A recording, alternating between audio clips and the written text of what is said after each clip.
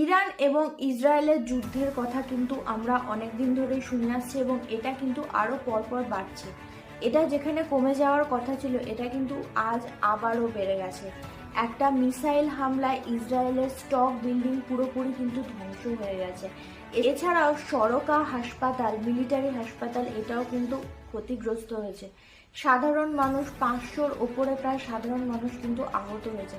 কিন্তু এই যুদ্ধটা কেন হচ্ছে? অনেক দিন ধরে ইরান এবং ইসরায়েলের মধ্যে একটা চাপানোতর চলছিল। ইরানের পারমাণবিক কর্মসূচি নিয়ে ইসরায়েল খুবই চিন্তিত ছিল। ইসরায়েল ভাবছিল যে ইরান গোপনে পরমাণু অস্ত্র তৈরি করে ইসরায়েলের ক্ষতি করার চেষ্টা করছে। লেবানন এবং সিরিয়ায় এক সশস্ত্র গোষ্ঠীকে ইরান কিন্তু সমর্থন করে, যেটা ইসরায়েল ইরানের হুমকি হিসেবে মনে করে নিয়েছিল। এছাড়া বিভিন্ন ঐতিহাসিক কারণও রয়েছে ইরান এবং ইসরায়েলের যুদ্ধের মধ্যে।